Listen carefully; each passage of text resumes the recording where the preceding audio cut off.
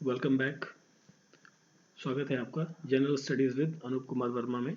तो मैं अनूप, हम लोग जो है प्रैक्टिस सेट लगा रहे हैं किसका, आईसीआर के टेक्नीशियन के लिए जो एग्ज़ाम होने वाला है अभी रिसेंटली, उसके कुछ इंपॉर्टेंट क्वेश्चंस को जो मोस्ट प्रोबेबली आने की संभावना है जिनकी आपके अपकमिंग एग्ज़ाम में।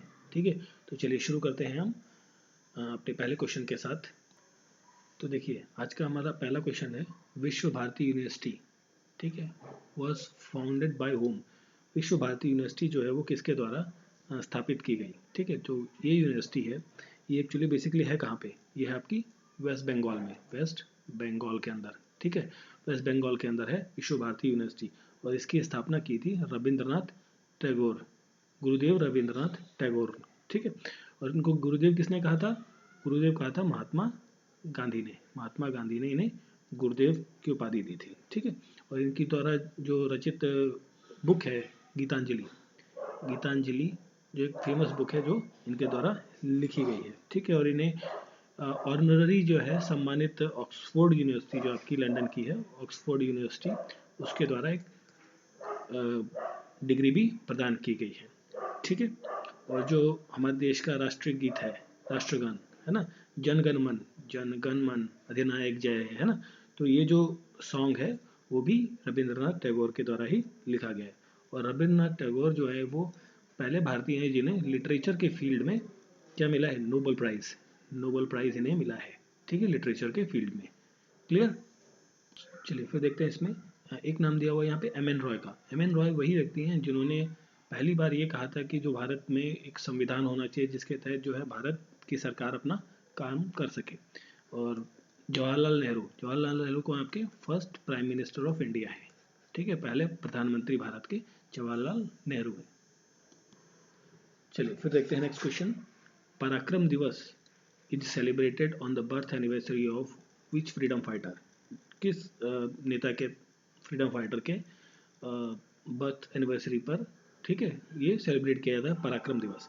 तो पराक्रम दिवस जो है एक्चुअली ये कब मनाया जा रहा है, 23 जनवरी से मनाया जा रहा है। आपका कब से शुरू हुआ, ये 2021 से चालू हुआ, 2021 में ये स्टार्ट हुआ, और अभी 2022 में हम 23 जनवरी 2022 को सेकेंड दूसरी बार पराक्रम दिवस मनाएंगे।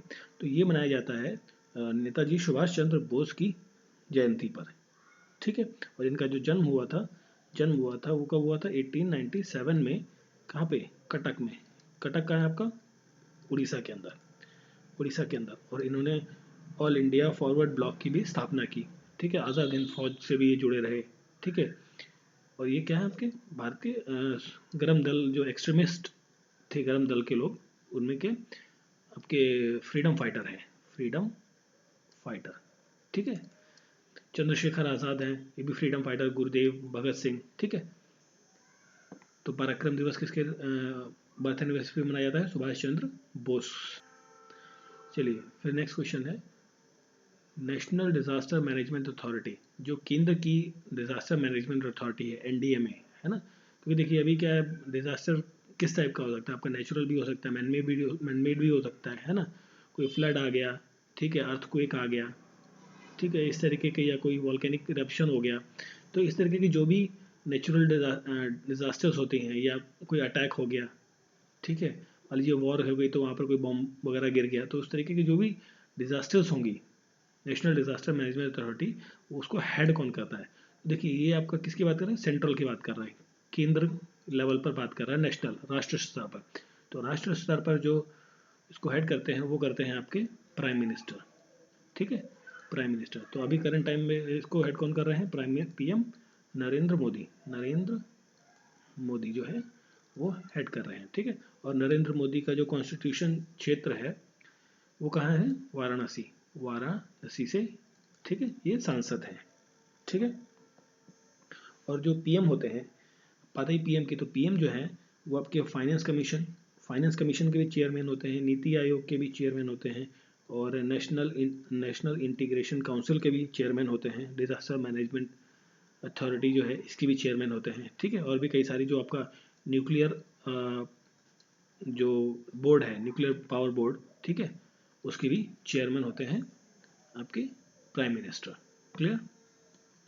चलिए फिर देखते हैं the national institute of disaster management, जो हमने बात करी ना अभी इसकी, नेशनल डिजास्टर मैनेजमेंट अथॉरिटी का, ठीक है, उसका एक इंस्टीट्यूट भी है। वो कहाँ पर है? इंस्टीट्यूट का मतलब जो लोग उसमें काम करेंगे उनको ट्रेनिंग वगैरह प्रोवाइड करने का काम जो है उस इंस्टीट्यूट में किया जाता है। तो ये कहाँ पर सिचुएटेड है? ये सिचुएटेड है भारत की राजधानी दिल्ली में, ठीक है। और जो मुंबई है, मुंबई कैसी है राजधानी आपकी? ये आपकी फाइनेंशियल कैपिटल है, इंडिया की फाइनेंशियल कैपिटल है मुंबई। मुंबई कहाँ है? महाराष्ट्र के अंदर, महाराष्ट्र। चेन्नई कहाँ है आपका? तमिलनाडु में, ठीक है। और कोलकाता कहाँ है? वेस्ट बंगाल में।